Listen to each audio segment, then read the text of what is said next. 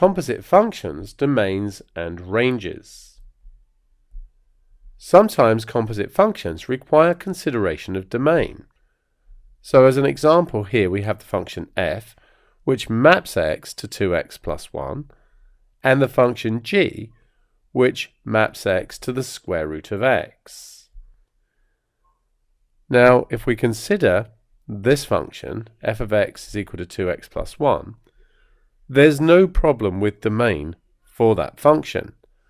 2x plus 1 can take any real number. So in other words, the natural domain for this is x belongs to reals. With the g function, however, we know we can't take the square root of a negative. So the natural domain for this is x belongs to reals, but only if x is greater than or equal to 0.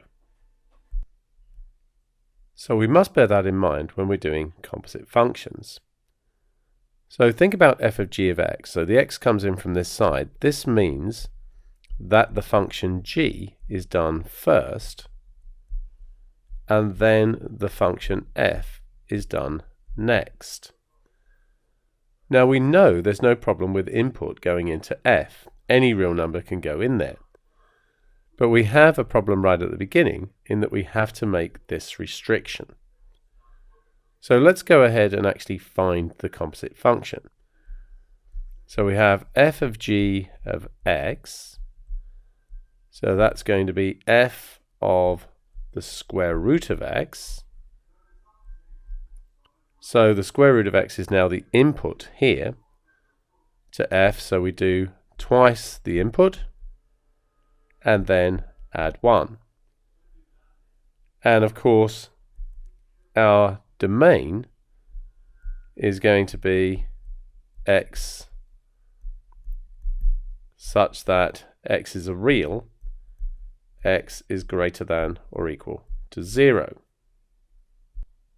Now let's think about the range for this function. If we think about the square root of x, it goes like this. The smallest value it takes is 0. So the range for root x is from 0 to infinity. Think about substituting x is 0 into here. We get 2 times 0, add 1. So that's 1, and then root x will get bigger. So we can go from 1 to infinity. So the range for our composite function here, y can be a real number, but y would be greater than or equal to 1.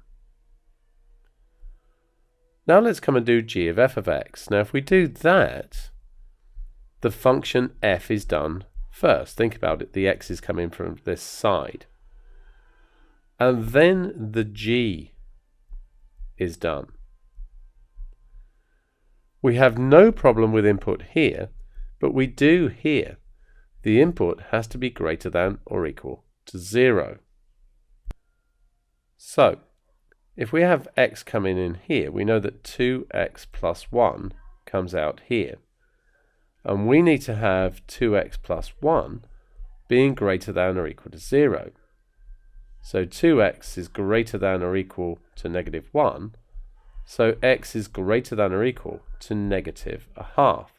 So provided we have this condition here, we'll be okay when we get to g.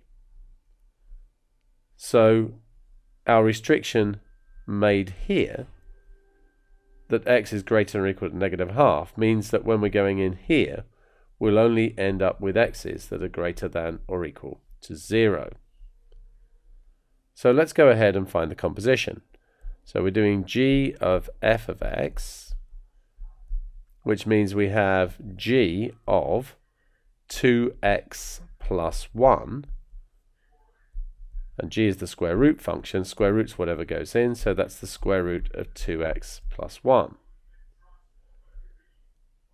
As discussed, our domain has to be real numbers such that x is greater than or equal to -1/2.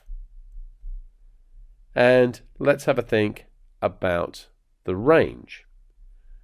Well, if x is equal to -1/2, this becomes the square root of 0. So 0 is the smallest value. And as x gets bigger, the square root of 2x plus 1 is just going to get bigger. So the range here would be real values greater than or equal to 0.